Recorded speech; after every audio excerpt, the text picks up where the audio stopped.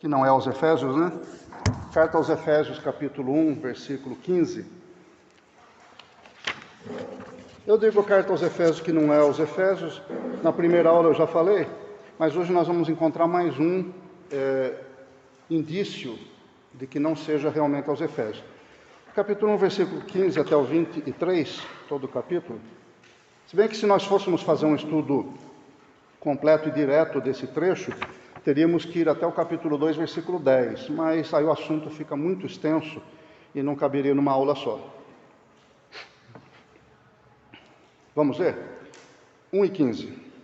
Por isso também eu, tendo ouvido falar da fé que há entre vós no Senhor Jesus e do vosso amor para com todos os santos, não cesso de dar graças por vós, lembrando-me de vós nas minhas orações, para que o Deus de nosso Senhor Jesus Cristo, o Pai da glória, vos deu espírito de sabedoria e de revelação no pleno conhecimento dele, sendo iluminados os olhos do vosso coração, para que saibais qual seja a esperança da sua vocação e quais as riquezas da glória da sua herança nos santos, e qual a suprema grandeza do seu poder para conosco, os que cremos, segundo a operação da força do seu poder, que operou em Cristo, ressuscitando-o dentre os mortos e fazendo-o sentar-se à sua direita nos céus, muito acima de todo principado e autoridade, poder e domínio e de todo nome que se nomeia, não só neste século, mas também no vindouro. E sujeitou todas as coisas debaixo dos seus pés, e para ser cabeça sobre todas as coisas o deu à igreja, que é o seu corpo, o complemento daquele que cumpre tudo em todas as coisas. Há uns trechos aqui que são complexos e misteriosos, e nós não podemos fugir de analisar, não podemos ter medo disso. Nós vamos começar aqui com versículos 1 e 2. Lembra que desde que nós começamos a falar do apóstolo Paulo, eu tenho dito para vocês, Paulo escreve muitas conjunções, por isso, porque, eis, por esse motivo, muitas conjunções, e elas têm um motivo, tem uma razão de existir e ser escritas. A conjunção aqui, no caso de Paulo, sempre remete a algo que ele já escreveu.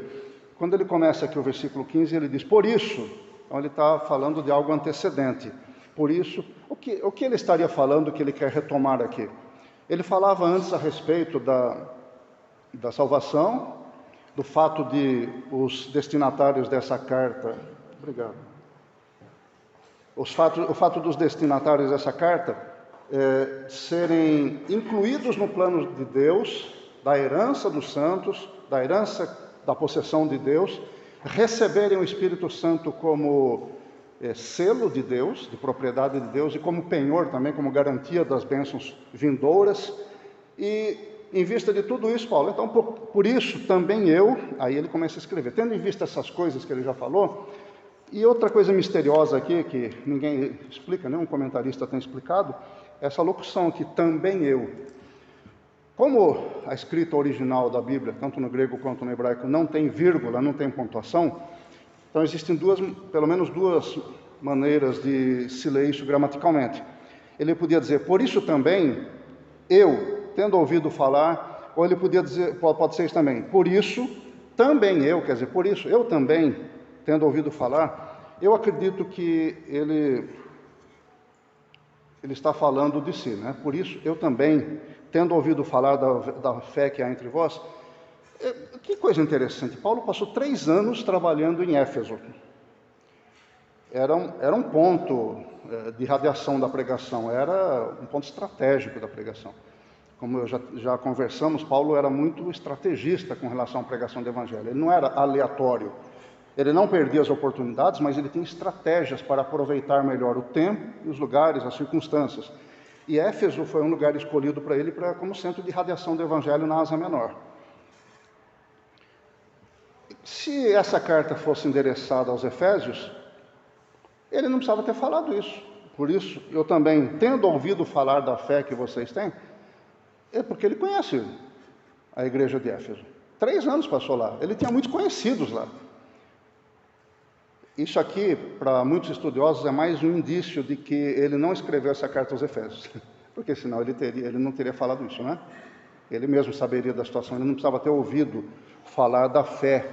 Não é o caso que nem a carta aos Coríntios. Ele fundou a igreja de Corinto, conhecia o povo de Corinto, mas ele ouviu falar, ele escreveu na carta, eu tenho ouvido falar que entre vós há dissensões, mas isso são intercorrências. Ele conhecia o povo de lá, mas ele, quando estava fora, ele começou a ouvir que estavam coisas erradas acontecendo. Aqui não, aqui ele está falando de uma situação permanente do povo, do caráter do povo de Deus em Éfeso, ou nesse lugar. Portanto, é uma coisa que ele deveria conhecer. Eu conheço aquela igreja, eu passei 3 anos, eu fundei a igreja, passei 3 anos lá, conheço muita gente lá. Eu sei da fé, eu sei do compromisso que eles têm. Então, ele não precisava ter escrito isso. Portanto, é mais um indicador de que essa carta aos Efésios não foi escrita aos Efésios, né? Foi escrita a várias outras igrejas e talvez até aos Efésios. Outro indicador é que você pode perceber que em todas as cartas de Paulo, ele sempre fala de alguém. Saudai a Evódia, saudai Sintique, saudai fulano, Cicrano, Aristarco, né? Ele sempre fala isso nas cartas dele. Nessa aqui ele não faz saudação e não faz trato individual nenhum. Ele não menciona nenhuma pessoa individualmente para saudar. Por que isso, se ele conhecia aquela igreja? Porque provavelmente ele não conhecia. Mas ele conhecia bem a igreja de Éfeso, então essa carta não é para Éfeso. Dá para dizer 100% de certeza isso? Não, mas a probabilidade é muito elevada, né? Bom, por que eu estou falando isso? É importante? É importante para aqueles que gostam de estudar. Hoje nós vamos ver aqui, no decorrer do nosso estudo, se Deus permitir, o quão importante é usar o raciocínio, estudar e juntar os fatos. Nós vamos ver mais adiante um pouco. E Paulo, vamos continuar a leitura. Por isso eu também, tendo ouvido falar da fé que há entre vós no Senhor Jesus e do vosso amor para com todos os santos, não cesso de dar graças. Ele fala de 2 coisas aqui que sem as quais uma igreja deixa de ser igreja. Primeiro, fé no Senhor Jesus Cristo. Segundo, amor para com os irmãos. Se não houver fé no Senhor Jesus, já não é a igreja do Senhor Jesus, certo? Mas se houver fé no Senhor Jesus Cristo, não houver amor entre os irmãos, é um clube religioso. O que é que nós estamos fazendo aqui se nós não nos amamos? O próprio Senhor disse que nisso as pessoas do mundo vão saber que nós somos discípulos dele. Como? Quando nós nos amarmos uns aos outros. Então, fé no Senhor e amor entre nós são fundamentais, necessários para caracterizar uma igreja do Senhor Jesus. Você há de se lembrar também que nós já comentamos que a fé tem 2 componentes essenciais: é fidelidade e confiança. Imagina um relacionamento conjugal, um casal, sem fidelidade ou sem confiança. Seria, entre aspas, a fé relacional. Um dos cônjuges, por exemplo, não é fiel, mas confia no outro, porque sabe que o outro é fiel. Quer dizer, é como se eu dissesse assim: eu não sou fiel, mas eu sei que a minha mulher é, então eu confio nela. Esse meu relacionamento é infiel, mas é de confiança. Ela, do ponto de vista dela, ela vai dizer assim: eu sou fiel ao meu marido, mas eu não tenho confiança nele porque ele não é fiel a mim. Pode subsistir um relacionamento como esse? Ele é artificial, ele é empurrado com a barriga. Ah, não, eu tenho que manter meu casamento a todo custo, então ele é empurrado com a barriga. Não estou falando contra nem a favor a ruptura, estou falando apenas da situação de confiança e fidelidade em si. Uma união como essa é normal? É uma união progressista? É uma união que traz exemplo, em que só uma das pernas da fé está em pé? Ou a fidelidade ou a confiança? Isso traz exemplo para os filhos, para a sociedade? Não. Com Jesus assim também, nós temos um relacionamento de promessa de casamento com Ele. Nós somos a noiva de Cristo. Para nós mantermos uma igreja em pé, nós como integrantes da igreja do Senhor, precisamos ter com o Senhor Jesus um relacionamento de fé que implica esses 2 componentes: fidelidade ao Senhor e confiança nele. Você vai falar, mas isso parece ser uma coisa óbvia para constituir o cristianismo. Parece sim, mas infelizmente não é assim que acontece, né? E todos nós sabemos que isso está diminuindo, a ponto do próprio Senhor Jesus ter dito há 2000 anos, a respeito da volta dele, ele dizia assim: porventura, quando voltar o Filho do Homem, achará fé na terra? Então as coisas estão acontecendo e está diminuindo. A nossa fidelidade ao Senhor, eu digo nossa, como instituição igreja, Nossa fidelidade ao Senhor tem diminuído por causa do aumento do nosso compromisso com as coisas do mundo, com as coisas que não são de Deus. Falamos há umas 3 aulas aí a respeito de nós olharmos e pensarmos nas coisas que são do alto, que Paulo falou aos Colossenses, né? Diminuirmos o nosso pensamento e a nossa atenção para as coisas deste mundo e aumentarmos para as coisas que são do alto. Como é que nós vamos fazer isso se as coisas desse mundo são materiais, são palpáveis, é uma realidade objetiva e as coisas do outro mundo não são assim objetivas? Então, pela fé, minha gente. É confiar no Senhor, ser fiel a Ele, para nós podermos apalpar, entre aspas, as coisas do mundo vindouro, as coisas que são do céu. É confiar que Deus falou para você, você vai andar em ruas de ouro e de cristal. E é você colocar isso no seu coração e na sua mente. Uma rua de ouro e de cristal no céu, o ouro é muito pesado, será que o céu não vai desabar? Gente, isso é pensar com o pensamento da terra. É você começar com o pensamento celestial. Deus deu uma descrição da glória, da imponência, das maravilhas que estão no céu, e você ter convicção. Não, na escola onde eu estudo, as pessoas dizem que é absurda essa questão de Adão e Eva, de ser arrebatado, eu já estou meio confuso. Não entra por esse caminho. É entrar por um caminho praticamente de dogma. É dizer, eu confio no que Deus falou, ainda que eu não consiga comprovar, ainda que eu não consiga dizer com números, com estatísticas que isso é verdade, mas eu confio, porque quem falou foi Deus, e eu acredito nele. Ah, mas você pode provar? Não, eu não posso provar.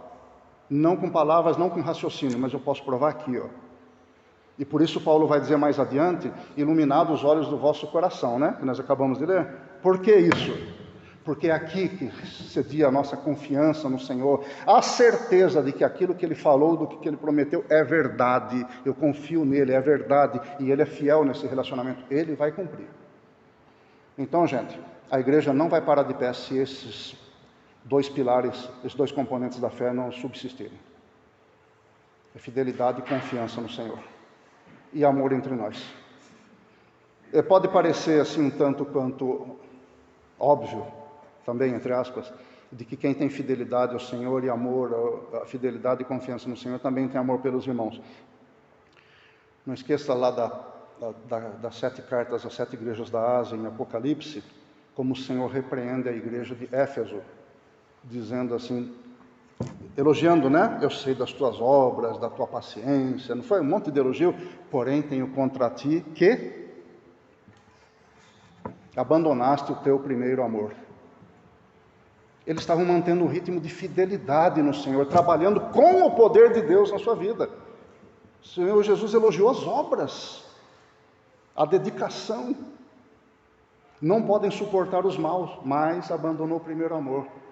Então, por incrível que pareça, nós podemos ser trabalhadores do Senhor, dedicados ao Senhor, e não temos relacionamento de amor entre nós. E aí a gente vai passar a ter um relacionamento mais legalista e mais distante dos irmãos. E a gente vai se distanciando do ideal do Senhor para a sua igreja, que é subsistir pela fé e pelo amor entre nós. Mas Paulo, elogiando essa igreja, né, ele disse que reconhece, ele tem ouvido falar que essa igreja tem esses componentes. Tem a fé no Senhor e o amor entre eles. E por causa disso ele não cessa de dar graças a Deus, lembrando-me de vós nas minhas orações. Esse é um exercício, sabe? Esse exercício que Paulo está falando aqui, de dar graças a Deus pelo que está acontecendo na vida dos outros, e interceder pelos outros, é uma poderosa vacina contra o egoísmo, o egocentrismo. Por quê?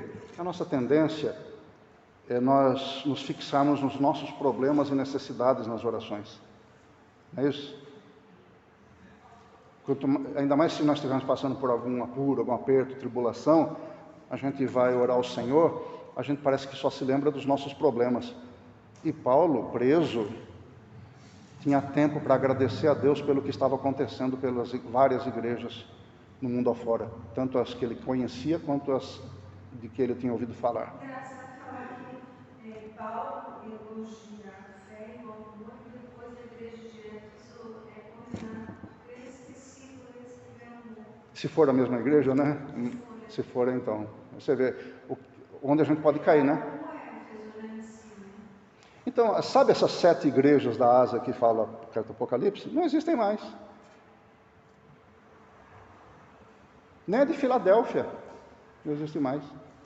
Elas se tornaram tipo das várias igrejas hoje, mas não existem mais. Com o tempo viraram poeira. A gente não pode cair nessa. O que a irmã está falando aqui é um alerta para nós.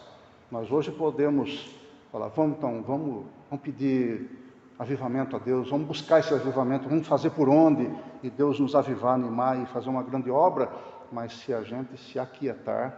Alguém já leu o livro do Emílio Conde, Igreja Sem Brilho? É um livreto de bolso, pequenininho, eu tenho, tá? As folhas estão saindo porque é muito velho, se alguém quiser emprestado pode pedir, porque é bem fininho.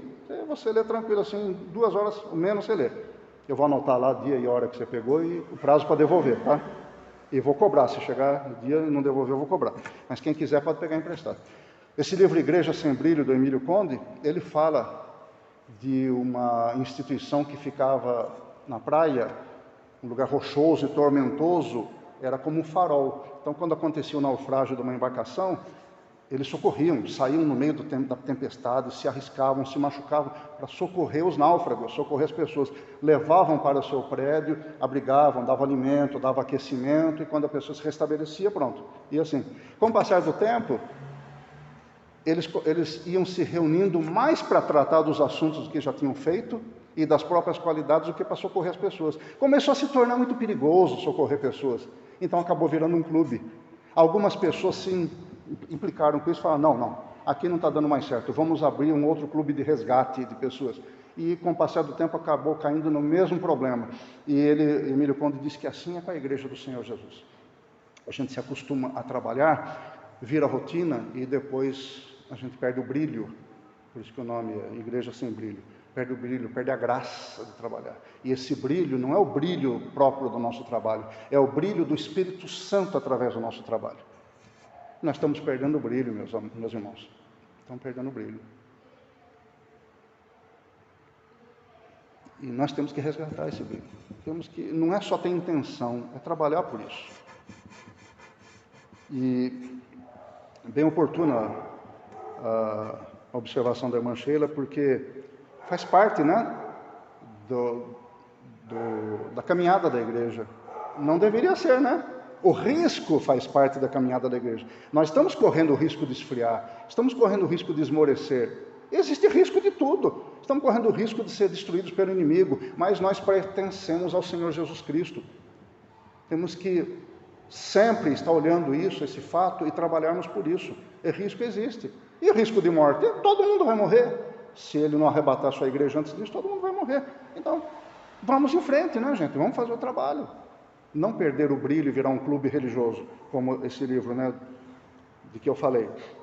E Paulo, como eu estava dizendo, né, dá graças a Deus pela igreja, por essa igreja para a qual ele está escrevendo, lembra-se sempre dela nas orações, versículo 16, e Paulo estava com seus problemas terríveis. Você imagina um homem que está sempre visitando as igrejas em ambiente extremamente hostil, perseguido pelo próprio povo judeu, sujeito a prisões, escárnio, açoites, risco de morte todo dia, e ainda tendo que trabalhar para se sustentar, e ele tem tempo para se lembrar dos irmãos, e não só dos irmãos que estão passando por aperto, para se lembrar até dos irmãos que estão bem, como dessas igrejas. Eu disse para vocês que a gente costuma orar muito de forma egoísta. Nós temos muitos problemas, Deus sabe que nós temos problemas, Ele quer ouvir nossa voz pedindo ajuda por causa desses problemas, mas nós também temos irmãos, e nós também temos muitos irmãos com problemas, milhões de irmãos. Então eu fico pensando só nos meus problemas, me esqueço dos problemas dos outros irmãos, como o pastor outro dia levantou um clamor aqui por causa dos irmãos em países extremamente hostis ao Evangelho, né? Missionários e familiares que estão morrendo mesmo, estão dando a vida, derramando sangue por causa do Evangelho. Pessoas que são mortas pelos membros da família, pelos pais, pelos irmãos, porque se convertem ao Evangelho. E nós estamos tranquilos, não estamos? Ai, meu Deus, eu tenho sofrido tanto. Não faz nem ideia, porque furou o pneu do meu automóvel, cheguei atrasado. Mas que sofrimento é esse? Para quem anda 20 quilômetros a pé em lugar desértico para pregar a palavra, e depois que pregar voltar 20 quilômetros para casa, Um pneu furado não tem nem graça. Vai contar essa história para ele, irmão, eu sofri muito porque furou o pneu do carro a 1 quilômetro da igreja. Ele vai rir, vai sentar no chão e falar, ai Jesus, reaviva a tua igreja. Porque esse irmão não tem juízo mesmo. Nós não temos problemas, irmãos. Se formos comparar com a igreja pelo mundo afora, a igreja sofredora, martirizada, nós não temos problema. Tudo que nós temos é fichinha, brincadeira. Mas por que a gente acha que está terrivelmente atormentado e atribulado? Porque a gente se volta para si mesmo. Nós nos voltamos para nossos problemas e vivemos isso em oração, só se preocupando com isso. Você quer um antídoto, você quer uma vacina? Comece a orar pelos outros. Ah, mas eu não me lembro. Ore pelo que você lembra. Ore pelo seu pastor. É muito atacado pelo inimigo. Ele não mostra isso aqui, ele está sempre sorridente.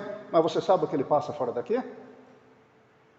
As convulsões que ele tem por dentro para poder manter o ministério? Ore por ele. Ore pelo seu professor também. Pobre coitado, precisa de ajuda. Ore pelo seu vizinho, ore pelos irmãos daqui. Você se lembrou do rosto do irmão aqui, mas não lembra o nome? Ore por aquele rosto, porque Deus sabe para quem você está olhando. Eu tenho usado uma estratégia, eu feito uma listinha, sabe? Eu faço uma listinha, porque daí eu lembro o nome de todo mundo. Ou senão, quando eu abro o WhatsApp, eu vejo lá as fotinhas das pessoas, eu estou orando por aquelas pessoas. É uma estratégia. Está vendo? Olha, a irmã tem a maneira dela, você pode usar a sua. O irmão Cleodonde, que eu já falei aqui, Cleodonde, diácono da Assembleia de Deus em Fortaleza, no bairro da Aerolândia, disse uma vez assim, não me chame para pregar. Falou para a igreja, não me chame para pregar, não me chame para dar aula, não me chame para isso, porque não foi para isso que Deus me chamou. Deus me chamou para oração. Você pode ligar para mim, o telefone da minha casa. Ele deu o telefone, naquela época não havia celular, né? Havia só os mais estribados, né? Você pode ligar para mim a hora que você quiser, no meio da noite, com o seu problema, que eu me comprometo a me levantar de noite e a orar pelo seu problema, porque o ministério dele era a oração. Então, cada um tem a sua estratégia, desenvolva a sua. Ofereça-se para orar por alguém. Quando você fizer isso, pastor, um exemplo, né? Pastor, eu percebo que o senhor está triste hoje, podemos orar juntos? Quando você fizer isso, você vai deixar seus problemas do lado. E você vai, diante de Deus, apresentar o seu pastor. Vai diminuir um pouquinho o nível do seu egoísmo, egocentrismo. Vale a pena fazer isso, porque a gente acaba se envolvendo cada vez mais com os irmãos e cumprindo aquilo que Paulo falou lá no primeiro versículo, o amor para com todos os santos. O amor não pode ser teórico, escrito, os graças e paz, eu amo vocês. Sim. Cadê a manifestação real desse amor? Ela tem que ser prática, tem que existir, não é só palavra. Essa manifestação tem que ser prática. Faça isso, você vai ver. Olha que alegria você vai sentir quando você obtiver uma resposta de uma oração que você fez por uma pessoa. Quando aquela pessoa às vezes não está nem sabendo. Aí você está no culto e ela diz, olha, Deus me deu uma vitória em tal e tal e tal área. E você vai lembrar, puxa vida, eu estava orando a Deus por esse problema desse irmão, dessa irmã, ele não estava nem sabendo, e Deus deu a vitória. Você participou da vitória. Olha que coisa maravilhosa. Você é participante da vitória e você participou diante do Senhor dos céus e da terra. Você estava diante do trono de Deus, falando, Pai, aquele irmão está precisando disso. Senhor, eu te suplico isso. Quando Deus der a vitória para aquela pessoa, você vai se lembrar, puxa vida, Deus ouviu o que eu falei. Eu estava falando e Deus estava me ouvindo. E ele respondeu. Vai dizer que isso não é muito bom? Isso não tem preço. Não tem o que pague isso, essa alegria. Então, faça isso, porque além de você ter essa vitória, você vai se despojando do egoísmo. E continuando aqui com Paulo, ele diz que ora a Deus por aqueles irmãos, para que o Deus do nosso Senhor Jesus Cristo, o Pai da glória, vos dê o espírito de sabedoria e de revelação no pleno conhecimento dele. Aqui existem duas palavras, sabedoria e revelação, que parecem que são de universos diferentes. Sabedoria como sendo uma coisa terrena e revelação como sendo uma coisa celestial. E Paulo vai voltar a tocar nesse assunto mais adiante, mas nós já vamos abordar. Sabedoria e revelação não são universos diferentes. Porque a sabedoria pertence a Deus e a revelação é Ele que dá. Há um livro, eu não posso emprestar agora porque eu estou lendo, do Jonas, teólogo, pastor e professor de seminário, Jonas Madureira. O nome do livro é Inteligência Humilhada. Nesse livro ele procura provar que nós temos inteligência que recebemos de Deus e devemos usar na obra de Deus. Mas de que maneira? De maneira humilhada. Por que isso? Porque o mundo tende a acreditar que existem as coisas do âmbito da fé e existem as coisas do âmbito do raciocínio aqui na Terra. E que essas coisas não podem se tocar. Como eu disse, universos diferentes. Não são. Nós podemos e devemos ser pessoas de fé, como Paulo falou no primeiro versículo aqui, aquele que tem confiança e fidelidade ao Senhor Jesus, mas também usar nosso raciocínio como Paulo utilizava. Ele fazia estratégias. Ou não foi o seu Senhor, Jesus, que disse, por acaso um rei vai à guerra sem antes se assentar com seus conselheiros para ver se tem condições de vencer? Por acaso um homem vai construir uma torre, um edifício, sem antes parar e fazer os cálculos para ver se ele pode começar e pode terminar? O que é isso? Planejamento, raciocínio, colocar o seu QI à disposição do trabalho para ver o que pode ser feito, o que deve ser feito. Paulo fazia muito disso. O Senhor Jesus fazia muito disso.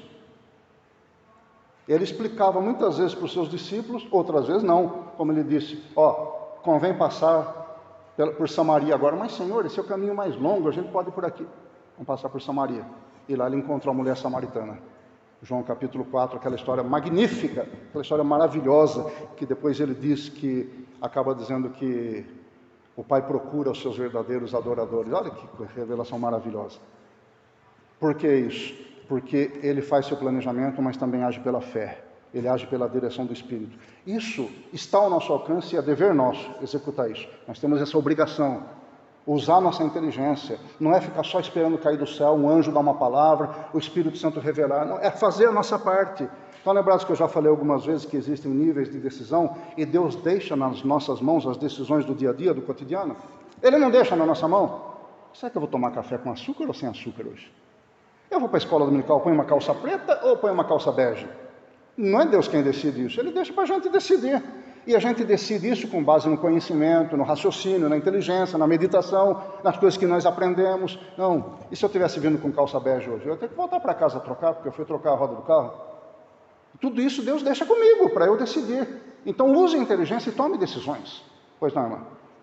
A decisão, faça também a decisão de amar, né? Eu tenho 4 filhos, então eu trago muito para minha fé a experiência de vida. Eu tenho 4 filhos, então para mim amar um é mais fácil. Para mim amar o outro é desafiador, entendeu? Então, eu decidi amar, lógico, eu tenho todo um edifício de mãe, da maternidade, mas essa convicção me veio, eu tenho certeza que foi pelo Espírito Santo, porque ele falou só ame, decida amar, é uma decisão. Isso. Manda amar, por mandamento, a gente toma a decisão e depois ele nos dá capacidade para isso, né? Eu dizendo que o raciocínio, o conhecimento, a inteligência, a sabedoria humanas não estão num universo diferente do universo da fé, porque existe até uma gradação, fala assim em termos mais toscos, né? Mais compreensíveis, uma certa gradação nesse caminho. Por exemplo, nós conhecemos coisas primariamente como muitos animais conhecem, pelos sentidos naturais, né? A visão, a audição, olfato, tato, paladar, a gente conhece coisas. Mas isso é muito primário, né? Muito primitivo, tanto é que muitos animais têm sentidos mais desenvolvidos que os seres humanos. Mas mesmo assim, ainda é possível ter algum nível de conhecimento. Mas um pouco acima disso, desse nível de conhecimento, existe o conhecimento pela razão. Já está fugindo, né? Da coisa comum, da coisa material. Sua mente, a minha mente foram criadas para pensar nas coisas, raciocinar nas coisas, e com isso a gente adquire conhecimento. Por exemplo, os atos e fatos morais não são admitidos, conhecidos pelos 5 sentidos naturais, apenas através da razão. Então você vê, já é um nível um pouco acima dos 5 sentidos para nós obtermos conhecimento. Em terceiro lugar, existe a intuição. Alguns evangélicos não gostam de falar nisso, mas é verdade. Existe algo, né? O pastor mesmo falou que uma vez estava aqui numa celebração, não sei se foi aniversário da igreja, e Deus tocou no coração dele, que a gente pode chamar em certo aspecto de intuição. Ele falou que Deus tocou no coração, a respeito de conversar com uma pessoa, né, que tinha um problema. Eu lembro vagamente. E o pastor foi, e era verdade, ele tinha que resolver aquilo. E existe um nível de revelação, essa forma mais elevada de conhecimento. Por quê? Porque nenhuma das outras formas que nós falamos até agora pode penetrar os mistérios de Deus e dar conhecimento das coisas do céu. As pessoas mais inteligentes da terra, mais intuitivas da terra, não podem alcançar aquilo que Deus tem reservado. Eles só podem alcançar isso pelo Espírito Santo. É por isso que nós temos uma ligação necessária, então, com os nossos dotes naturais, humanos, com os nossos dotes espirituais, sempre agindo na nossa esfera, fazendo a nossa parte e esperando e pedindo para que Deus faça a parte dele de nos dar revelação. Então, Paulo fala aqui, que para que Deus vos dê espírito de sabedoria e de revelação no pleno conhecimento dele. Se você, olha, presta atenção, se você quer ter pleno conhecimento de Deus e das coisas sagradas, comece pelo começo, usando os seus dons naturais, sua capacidade natural, raciocinando, mostrando para o Espírito Santo que você está interessado nas coisas sagradas. Aí você vai chegar um batente e vai falar, não consigo passar daqui. Aí o Espírito Santo entra e dá a revelação. Você colocou até a sua intuição, ficou ali com sua mente vagando e pensando como é que essas coisas se encaixam. E aí entra o Espírito Santo vendo a sua boa vontade, a sua dedicação, o seu interesse, o seu esforço, e o Espírito Santo faz encaixar com a revelação dele aquilo que você já tem. Faça a sua parte. Sendo iluminados os olhos do vosso coração, o coração que está falando do ser interior, né? Para que saibais qual seja a esperança da sua vocação, e quais as sua, aqui está falando deles, né? Paulo não está falando vossa vocação, está falando sua vocação, então está falando de Deus. Que vocação vem de vocare, chamar. A chamada que Deus faz para que nós nos santifiquemos e melhoremos nosso comportamento. Segundo aos Coríntios, capítulo 6, fala isso, né? Paulo dizendo, as palavras do Senhor dizendo assim, que consenso há entre Cristo e Belial? Entre os fiéis e os infiéis? Pelo que saí do meio deles, e eu vos receberei, diz o Senhor, Deus Todo-Poderoso, e serei para vós pai, e vós sereis para mim filhos e filhas. Pelo que, tendo essa esperança, purifiquemo-nos de toda imundícia. Paulo diz, isto é a chamada que Deus faz para nós consertarmos nossa vida com o poder dele, através do poder dele. Então essa é a vocação dele para nós. Ele quer que nós sejamos semelhantes ao Senhor Jesus Cristo, cada vez mais parecidos com o Senhor Jesus. Essa é a vocação de Deus para nós. Isso não tem pagamento, isso não tem preço. O Pai está esperando que a gente se dedique para Ele fazer a junção, a fim de que nós sejamos cada dia mais parecidos com o Senhor Jesus Cristo. Versículo 19. E qual a suprema grandeza do seu poder para conosco, os que cremos, segundo a operação da força do seu poder. As palavras aqui no original em grego mostram um enfoque muito grande em poder, sabe, poder. Paulo fala suprema grandeza do seu poder, segundo a operação da força do seu poder. Paulo está querendo destacar que o poder criador de todo o universo, o imenso, incomensurável poder de Deus está à disposição da igreja para cumprir o plano de Deus. Você faz ideia de Deus ter criado o sol? Eu estou falando de um sol, existem milhões ou bilhões de sóis. Sabe o que é criar um sol e deixar aquele lá durante milhões, bilhões ou trilhões de anos brilhando, brilhando e não se esgotar? A vida na terra que se sustenta pela palavra de Deus, isso é o imenso poder de Deus. E Paulo usa como um exemplo maior ainda, dizendo, esse poder de Deus foi aquele que ressuscitou Jesus Cristo, o seu Filho, dentre os mortos. Como se dissesse para a igreja, confie no poder de Deus, porque Deus vai fazer acontecer, esteja no lugar de Deus fazer isso. Ele vai fazer acontecer, como Ele levantou dentre os mortos Jesus Cristo, Ele vai levantar você também. Então Paulo está querendo reforçar nos leitores dessa carta a ideia de que Deus é o Todo-Poderoso, não é para pequeninas coisas do dia a dia, para tirar a minha dor de cabeça. Deus é o Todo-Poderoso para criar o universo, para levantar o seu Filho dentre os mortos e fazer Ele ficar sentado à direita dele, acima de todos os nomes. Esse poder está à sua disposição, irmão. Dani, quantos minutos eu tenho? Dani, quantos minutos faltam? Tá, obrigado. Eu comecei mais tarde, né? Eu vou fazer de tudo para obedecer. Quando Paulo fala isso, ele também está dando uma cutucada nos gnósticos, porque os gnósticos não tinham a noção de que Jesus tinha esse poder, né? E Paulo está dizendo, é Ele o Senhor dos céus e da terra, Ele que assentou a destra da majestade nas alturas, muito acima, versículo 21, de todo principado, autoridade, poder, domínio, de tudo que se nomeia, não só neste século, quer dizer, não é só neste tempo e no âmbito terrestre, mas também no vindouro, quer dizer, no âmbito eterno, na eternidade e nos céus. Jesus Cristo é o Senhor de todas as coisas, isso que ele quer dizer. O que isso implica para nós? Por que Paulo está dizendo isso para a igreja? Por que ele está dizendo isso? Dois motivos. Primeiro, isso que nós falamos, confie porque ele é o Todo-Poderoso. Tudo quanto for necessário para a obra dele, que falta na sua vida, ele vai dar. Em segundo lugar, seja fiel a ele, porque ele é o Todo-Poderoso.